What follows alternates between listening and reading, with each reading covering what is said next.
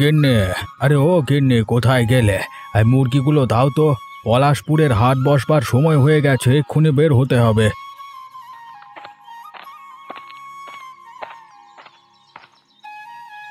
ওগো, আজকেই হাটে যেতে হবে? দেখো না, আকাশটা তো কেমন কালো হয়ে রয়েছে। ও নিয়ে চিন্তা করো না গিন্নি, উত্তরের মেঘে বৃষ্টি আসবে না। তপন কোথায়? ওকে দেখছি না যে। ও তো বাবলুদের সাথে খেলতে গেছে। বৃষ্টিতে নদী নালা ভরে গেছে গিন্নি, ওসবের মধ্যে ছেলেটাকে ছেড়ো না তো। আমি কি করব বলো তো? ও আমার কথা শুনলে তারপর তো। চোখে চোখে রাখো গিন্নি, চোখে চোখে রাখো তোমার ছেলেকে। একমাত্র সন্তান আমাদের, ওর কিছু হয়ে গেলে আমাদের কি হবে ভেবে দেখেছো? তা সে চিন্তা কি তোমার একার? আমি তো সারাটা দিন তপনকে নিয়েই চিন্তিত থাকি। ওই তো ও আসছে। এই, কোথায় ছিলি রে এতক্ষণ তুই? বাবলুদের বাড়িতে গেছিলাম মা। এই ভর দুপুরে বাড়ি ছেড়ে কোথাও যাবি না, মায়ের সাথে বাড়িতেই থাকবি, ঠিক আছে? ঠিক আছে বাবা, আর কোথাও যাব না। এই তো লক্ষ্মী বাছা আমার। গিন্নি, মুরগিগুলো ধরো, হাটে দেরি হয়ে যাচ্ছে যে। ও বাবা, তুমি হাটে যাবে? আমিও তোমার সাথে যাব বাবা, আমাকে সঙ্গে নিয়ে চলো। না না, এই মেঘলা দিনে হাটে গিয়ে কোনো কাজ নেই বাছা। কখন আবার ঝড় তুফান চলে আসে কে জানে। না মা, আমি বাবার সাথে হাটে যাব। ওখানে অনেক সুন্দর সুন্দর মুরগি ছানা নিয়ে আসে, আমি সেগুলো দেখব। ও বাবা, নিয়ে যাও না আমাকে। তোকে হাটে নিয়ে যাব, তবে একটা শর্ত আছে। হাটে গিয়ে কোনো দুষ্টুমি করতে পারবি না।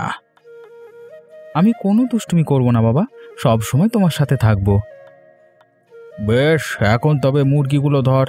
আর গিন্নি, তুমি ঘর থেকে আমার ভাঙা ছাতাটা নিয়ে এসো, ওটা আজকে সারিয়ে আনবো। আনছি আমি তোমার ছাতা। তবে হ্যাঁ, ছেলেটাকে হাটে নিয়ে যাচ্ছ, একটু দেখে শুনে রেখো। মানুষের ভিড়ে যেন আবার হারিয়ে না যায়।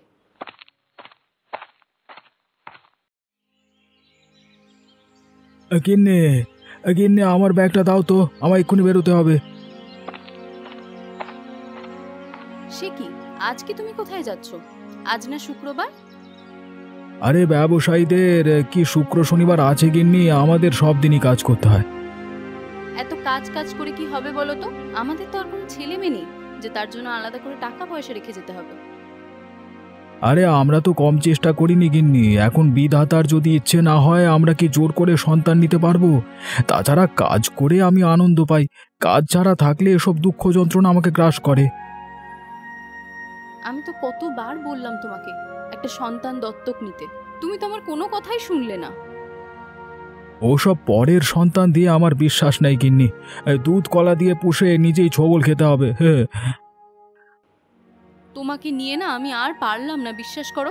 মানুষকে এত অবিশ্বাস করলে হয়? আরে এটা তুমি বললেও লাভ হবে না। আরে ব্যবসা করতে গিয়ে অনেক মানুষ দেখেছি আমি, সবগুলোই বদের হাড্ডি। এখন আমার ব্যাগটা দাও। এই নাও তোমার ব্যাগ। আর হ্যাঁ, ঘরে কিন্তু মাছ মাংস কিচ্ছু নেই। আসার সময় বরং কয়েকটা দেশি মুরগি নিয়ে এসো। আমার আস্তে আস্তে রাত হবে, পথে কোনো বাজার পেলে কিনে নেব।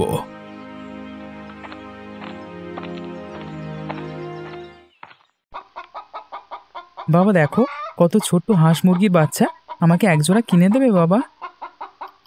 হাটে আসতে না আসতেই তোমার আবার আবদার শুরু হলো। এখন চুপচাপ এখানে বসো, আমি একটু মানিকের দোকানে যাচ্ছি, ছাতাটা ঠিক করে আনি। ও বাবা, কেউ যদি মুরগি কিনতে আসে তখন কি হবে? আমি কি বিক্রি করে দেব? তোর বিক্রি করতে হবে না, তুই বস থাক, আমি এসে বিক্রি বাটা শুরু করব। বাবা যে চলে গেল, এদিকে আকাশের অবস্থা ভালো নয়, হঠাৎ করে ঝড় চলে এলে কোথায় যাব? এই ছেলে, এই মুরগিগুলো তোমার? হ্যাঁ, আমার বাবা এগুলো হাটে নিয়ে এসেছে। তোমার বাবা কোথায়? আমি মুরগিগুলো কিনবো তো। বাবা মানিক কাকুর দোকানে গিয়েছে, এক্ষুনি চলে আসবে। তুমি গিয়ে তাড়াতাড়ি নিয়ে এসো, আকাশের অবস্থা ভালো নয়, যে কোনো সময় ঝড় বৃষ্টি শুরু হয়ে যেতে পারে। আমি যাচ্ছি, আপনি এখানেই দাঁড়ান। আরে আরে, এই যে ঝড় শুরু হয়ে গেল, এখন আমি কোথায় যাব? এই ছেলে, তাড়াতাড়ি এখানে এসো, এই দেখছো না গাছটা ভেঙে পড়ছে, এইখানে সরে এসো। ও আরে!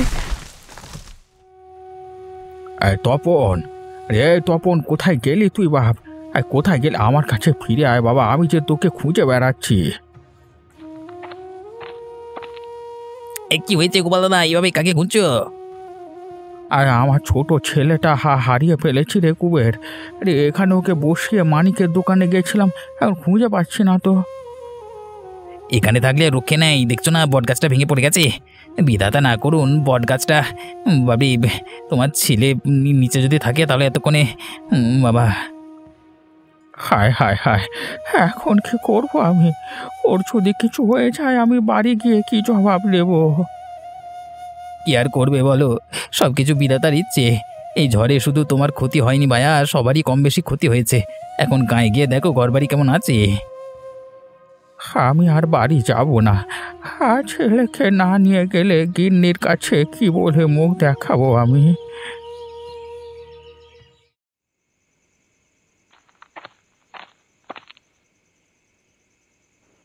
গিন্নি, আরে ও গিন্নি, কোথায় তুমি? একটা প্রদীপ নিয়ে এসো তো।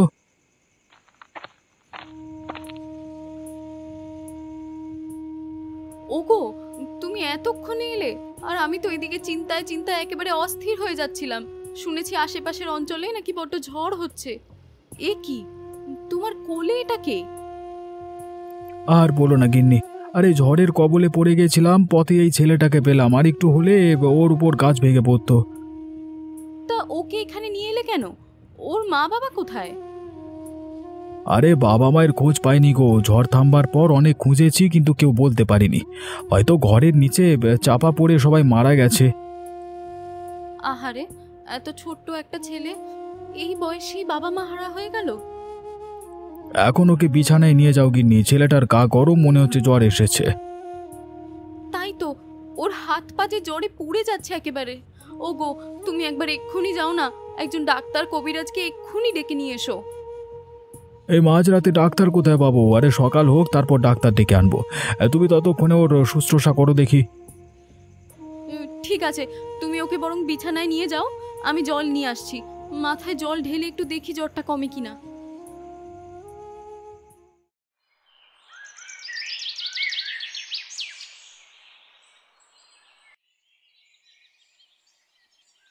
কি বুঝলেন ডাক্তার সাহেব, জ্বরটা সারবে তো? জ্বর সেরে যাবে, কিন্তু ছেলেটা খুব ভয় পেয়েছে তো, আরে ওটা সারতে কিছুদিন সময় লাগবে। ভয় পেয়েছে মানে? কোনো ভূত প্রেতের ঘটনা ঘটেনি তো?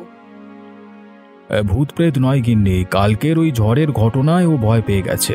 সম্ভবত মৃত্যুর হাত থেকে বেঁচে ফেরবার ঘটনাটা মনে দাগ কেটেছে। তাহলে ওই ঘটনাটা আর ওকে মনে করাবেন না, মনে করালে ওর বড় ক্ষতি হয়ে যেতে পারে। আর সব সময় ওকে হাসি খুশি রাখবেন, যাতে ঝড়ের সকল চিহ্ন ওর মন থেকে তাড়াতাড়ি মুছে যায়, কেমন? সে আমরা চেষ্টা করব। আর কোনো ওষুধপত্র দেবেন না? আমি কয়েকটা ওষুধ লিখে দিচ্ছি, ওগুলো খাওয়ান, তাহলেই জ্বর সেরে যাবে। এই নিন ডাক্তারবাবু আপনার ভিজিটটা। আমি আসছি তবে, আর বিকেলে একবার এসে দেখে যাব। হ্যাঁ, এর মধ্যে আশা করি জ্বর সেরে যাবে, না হলে অন্য ওষুধ দেব। ডাক্তার কি বলে গেল শুনলে? এখন কি করবে ওকে নিয়ে? সেটাই তো ভাবছি গিন্নি, ছেলেটার বাবা মাকে খুঁজে পেলে না হয় ওদের হাতে তুলে দিতাম। এদিকে ওকেও সে নিয়ে কিছু জিজ্ঞাসা করা যাবে না। ঝড়ের ঘটনা মনে করালে ওর নাকি ক্ষতি হবে, যে ভয়ঙ্কর সংকটে পড়লাম। হ্যাঁ গো, একটা কাজ করলে কেমন হয়? ওকে যদি আমাদের কাছেই রেখে দিই? না না গিন্নি, তা কি করে হয়? কার না কার সন্তান আমাদের কাছে কি করে রাখবো বলো দেখি। ওকে আর পর ভেবো না তুমি, বিধাতার দান হিসেবে ওকে তুমি গ্রহণ করো। এতদিন পর তিনি আমাদেরকে এত সুন্দর একটা উপহার দিয়েছেন, না হলে এভাবে নাটকীয়ভাবে কি ও আসতো? বেশ, তুমি যখন এত করে বলছো, ও আজ থেকে আমাদের এখানেই থাকবে।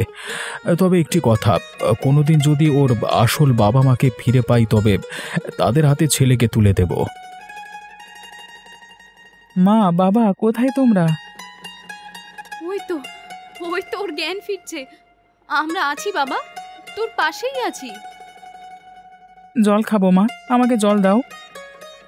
আহারে, ও আমাকে মা বলে ডাকছে।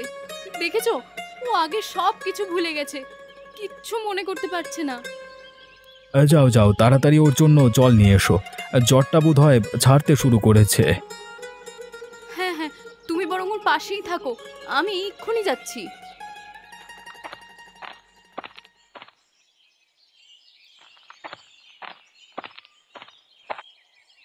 ওগো, ছেলেটাকে কি কোথাও খুঁজে পাওনি? না হে গিন্নি, আশেপাশের সকল গায়ে জিজ্ঞেস করেছি, কেউ ওকে দেখেনি।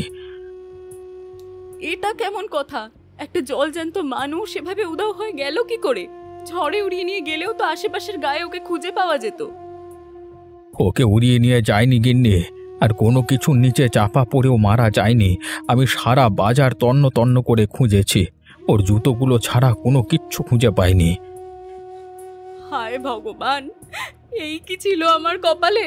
এত বছর পর একটা সন্তান দিয়েও তুমি এইভাবে কেড়ে নিলে প্রভু। কোন পাপে তুমি আমাকে এই শাস্তি দিলে? কোন পাপের জন্য তুমি আমার ছেলেটাকে কেড়ে নিলে ঠাকুর? খেদো না গিন্নি, আমার মন বলছে আমাদের তপন মারা যায়নি, ও ঠিক ফিরে আসবে আমাদের কাছে, আজ থেকে 10 বছর পর হলেও। তাহলে তুমি ওকে খুঁজে নিয়ে এসো, আমি যে আমার ছেলেটাকে ছাড়া বাঁচতে পারবো না গো। সে চেষ্টা আমি করব গিন্নি, তোমার ছেলেকে বাড়ি নিয়ে না আসা অবধি আমি শান্তি পাবো না। ওই হাটে ওর জন্য অপেক্ষা করব, আমার বিশ্বাস ও একদিন না একদিন ফিরে আসবে।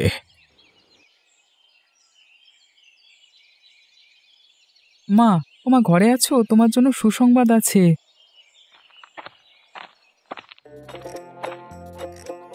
কি সুসংবাদ রে, কি হয়েছে? আজকে আমাদের পরীক্ষার ফলাফল দিয়েছে মা, আমি প্রথম হয়েছি। বাহ, এ তো দারুণ খুশির কথা। তোর পড়াশোনা শেষ হলো, তবে এখন চাকরি বাকরি করতে হবে তো নাকি?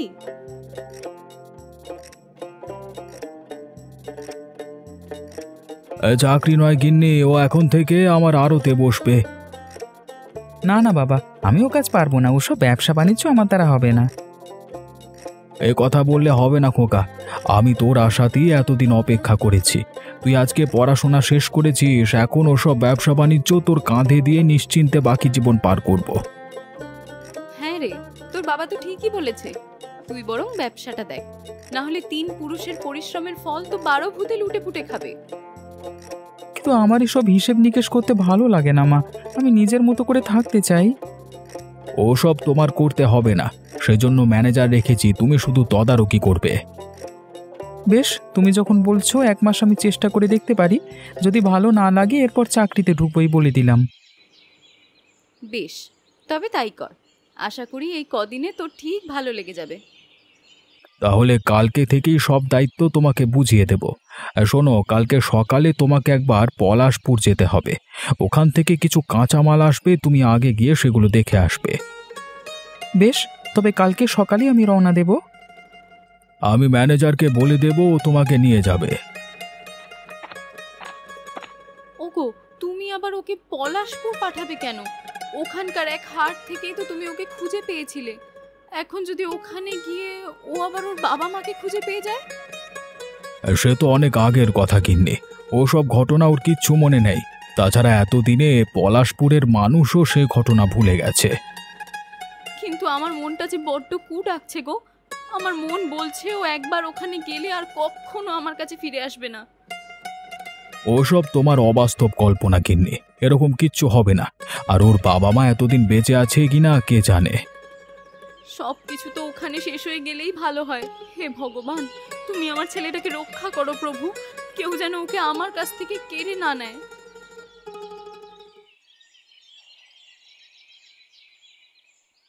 ও মা, আমি যাচ্ছি, হ্যাঁ, সন্ধ্যের আগে ফিরে আসবো। যা বাবা, সাবধানে যাস। প্রকাশ, তুমি তপনের খেয়াল রাখবে, আর দুপুরের খাবার ওখানে খেয়ে নিও।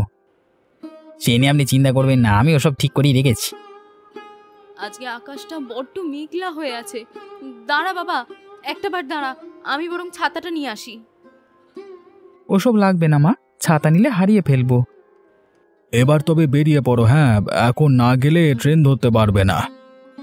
তাই গেলাম। ও মা, তুমি আমার জন্য চিন্তা করো না, আমি সন্ধ্যের আগেই ফিরে আসবো।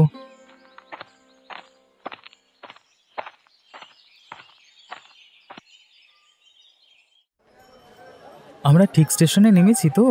এখান থেকেই কি আমাদের কাঁচামাল নেওয়া হয়? হ্যাঁ, এটাই পলাশপুর।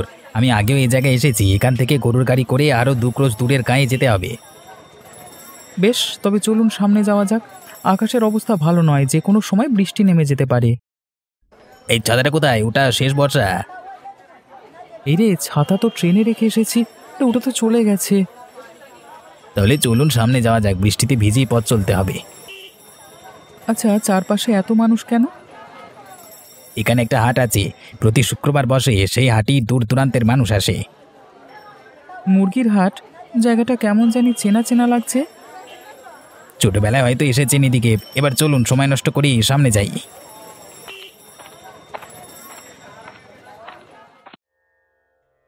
গোপাল দাদা, বাইরে কতক্ষণ থাকবে এবার? মানে ছাতালে এসে বসো, বৃষ্টি এলো যে।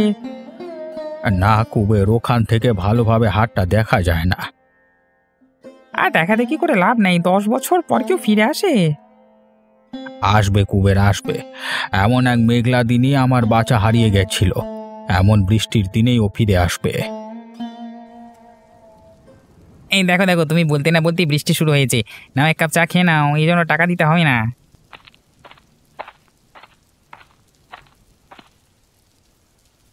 ইয়ে দাদা, চা পাওয়া যাবে নাকি? বৃষ্টিতে একেবারে চুপসে গেলাম, 1 কাপ গরম চা খেয়ে শরীরটা চাঙ্গা করি। সেই জন্যই তো বসে আছি। তা শুধু কি চা নাকি ভাজা পোড়া কিছু খাবেন? আপাতত চা দিন, পরে লাগলে চেয়ে নেব। তা আপনারা কি এইদিকে তো কখনো দেখিনি? আমরা শহর থেকে এসেছি, এখানে ব্যবসায়িক কাজ আছে। ও, এই কথা। তা আপনার সাথে লোকটিকে চেনা চেনা লাগছে, কে বলুন তো? উনি আমার মালিকের ছেলে, এখানে নতুন এসেছে। ও, এই কথা। ওনাকে দেখতে না ঠিক আমাদের তপনের মতো লাগছে। তপন বড় হলে ওর মতোই হতো। তপন? সে কে? ওই যে বুড়োটি দেখছেন, ওনার ছেলে। এমনি এক মেঘলা দিনে বুড়ো তার ছেলেকে নিয়ে মুরগি নিয়ে হাটে এসেছিল আর কি। তারপর তারপর কি হলো? তারপর শুরু হলো ঝড়। সেই ঝড়ে আমাদের বড় বটগাছটা ভেঙে পড়ে। হ্যাঁ হ্যাঁ, আমার সব মনে পড়েছে। তখন আমি গাছটার নিচেই ছিলাম। এক ভদ্রলোক আমাকে টান দিয়ে তার কাছে নিয়ে যায়। তারপর শুরু হয় তুমুল ঝড়। সে কি? তুমি কি করে জানলে এত সব? তুমি ছিলে নাকি এখানে? হ্যাঁ, আমি ছিলাম, কিন্তু পরের কোনো কিছু আমার মনে নেই। আজকে এতদিন পর এই জায়গাটা দেখে আর আপনার কথা শুনে ওই ঝড়ের ঘটনা মনে হলো। এই ঘটনাটা তো সুবিধার মনে হচ্ছে না। মানে এক্ষুনি ওদের কেটে পড়তে হবে, নাহলে ঝামেলা পড়তে পারি। এতক্ষণে বুঝেছি তুমি তাহলে আমাদের সেই হারানো তপন। এতদিন পর তুমি ফিরে এসেছো আমাদের কাছে। কে তপন? উনি আপনাদের কিছু লাগে না। ও আমাদের মহাজনের একমাত্র ছেলে, সারাদিন শহরের বাইরে কোথাও যায়নি। এই চুপ কর হতচ্ছাড়া। তোর মহাজন আমাদের ছেলেকে চুরি করে নিয়ে গেছিল, আজকে এতদিন পর পেয়েছি। আরে ও গোপাল দা, এদিকে দেখে যাও, তোমার হারানো ছেলেকে ফিরে পেয়েছি তো। কি বলছো কি? আমার বাচ্চা ফিরে এসেছে? কোথায় ও? কোথায় আমার বাচ্চা?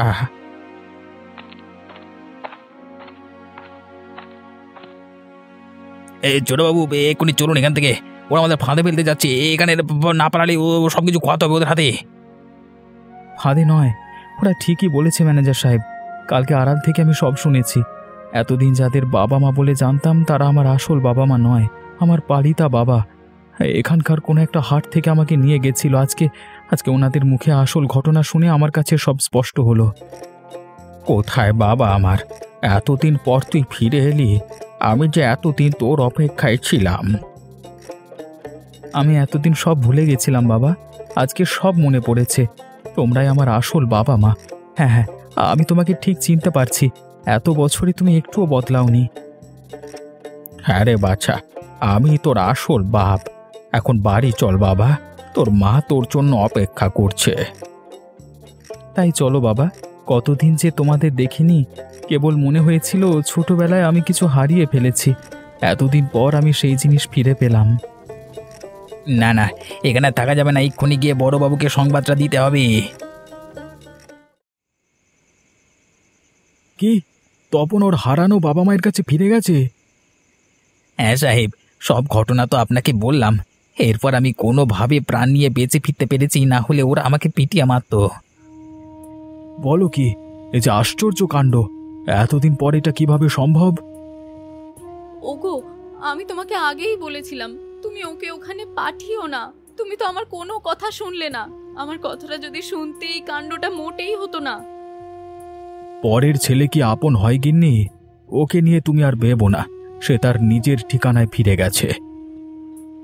এ কি বলছেন কর্তা আপনি? ওটা ছোট সাহেবের নিচের বাড়ি? হ্যাঁ প্রকাশ, 10 বছর আগে এক মেঘলা দিনের মুরগির হাট থেকে ওকে নিয়ে এসেছিলাম। আজকে সে ফিরে গেছে। এতক্ষণে বুঝেছি, ওই মুরগির হাটের লোকটি তাহলে সেই মেঘলা দিনের কথাই বলছিল। তুমি আমাকে একটা বার ওই হাটে নিয়ে চলো। আমি শেষবারের মতো আমার ছেলেটাকে একবার দেখতে চাই। ওকে ছাড়া যে আমি পাগল হয়ে যাব। ঠিক আছে গিন্নি, কালকেই আমরা পলাশপুর রওনা দেব। অনেক রাত হয়েছে, এখন ঘুমাতে যাও।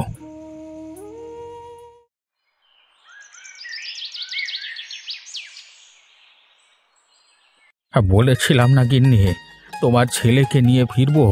দেখলে তো আজকে ওকে বাড়ি নিয়ে ফিরছি। আমার যে বিশ্বাসই হচ্ছে না গো, এটাই আমাদের সেই হারানো ছেলে। তুই এতদিন কোথায় ছিলি বাবা?